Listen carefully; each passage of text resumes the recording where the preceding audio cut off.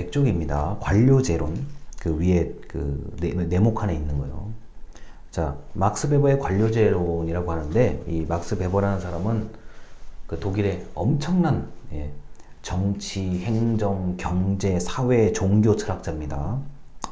자, 이 관료제라는 것은 가장 널리 우리가 생각할 수 있는 조직의 모습이요. 이게 사장님부터 이렇게 피라미드, 삼각형 모습으로 생각하시면 가장 정확한 게 관료제입니다.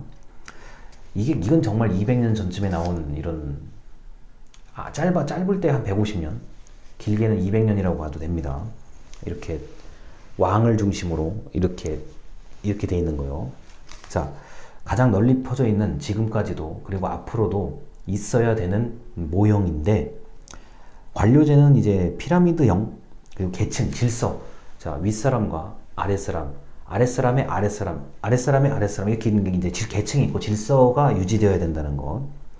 자, 그리고 법률에 따른 운영, 정부의 수많은 공무원들도 법을 지켜야 된다는 것. 그 다음에 이제 책에 문서주의라고 하나요. 모든 일은 종이, 문서로 처리한다. 자, 그리고 뭐 여러 가지 얘기들이 나오는데요. 그 인간은 일하는 기계다. 인간은 기계처럼 일해야 된다. 인간은 하나의 부품, 전체 기계의 하나의 부품일 뿐이다 라는 생각을 가지고 일을 해야 되는 게 바로 관료제의 개념입니다. 이게 굉장히 단점도 많아요. 단점도 많은데 제가 여러분들한테 단점까지 얘기하기는 좀 그렇고요. 관료제는 앞으로도 계속 있어요. 있을 거고, 지금 대한민국의 그 정부 조직은 철저하게 관료제예요. 철저하게 관료제입니다. 그리고 자, 공문서, 문서로 일을 해야 되고, 자, 출근해서 퇴근할 때까지는 일을 하는 동안에는 열심히 일만 해야 돼요. 그 다음에 법률에 따른 일 처리를 해야 되죠. 당연히 공무원은 법률에 따른 일 처리를 해야 됩니다. 자, 이게 이해가 안 되신다 그러면 여러분 나라의 정부를 생각하시거나 여러분 나라의 군대를 생각하시면 돼요. 군대. 하라면, 지시하면, 명령하면 해야 돼요. 그 다음에 어떻게 했는지를 보고해야 돼요. 자, 위로 계속 보고해야 돼요. 이게 바로 피라미드 조직, 군대 조직이 가장 강력한 관료제 조직입니다. 여러분 나라에도 분명히 있을 거니까 한번 상상을 해보시면 되고요. 자, 인간관계론 이제 넘어갑니다.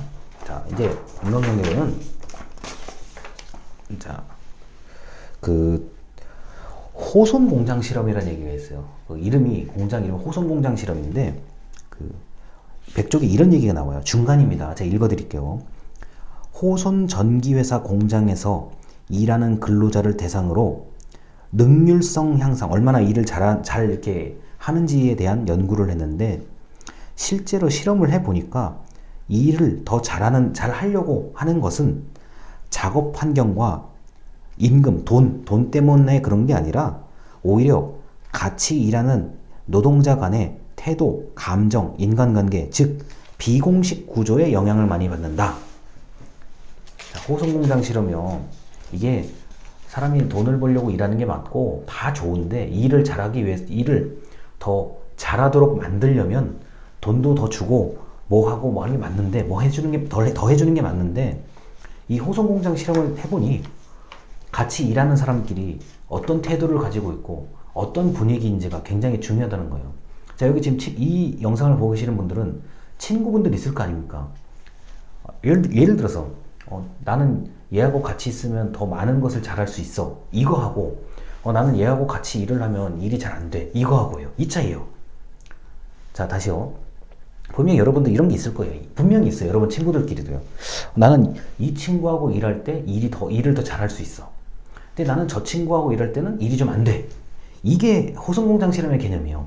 그래서 이거는 돈의 문제가 아니라, 돈을 더 준다고 일을 더 잘하고 이게 아니라, 내가 누구하고 같이 일하고 어떤 분위기에서 일하는지, 어떤 문화, 어떤 조직 문화에서 일하는지가 중요하다라는 거고, 그 다음에 비공식 조직의 의미가 드러난 겁니다. 이게 무슨 말이냐? 지금 우리는 같은 학과예요. 저와 여러분은 같은 학과의 교수와 학생입니다. 그런데 이런 게 있어요. 제가 모르는 여러분들끼리의 좀 더 친하고 별로 친하지 않은, 이렇게 나누어질 수가 있을 거예요. 그래서 비공식 조직을 잘 관리하는 게 조직이 살아나는 방식 중에 하나라고요. 그러니까 예를 들어서 요렇게 요 사람들끼리 모아서 일을 시키면 작업이 잘 돼.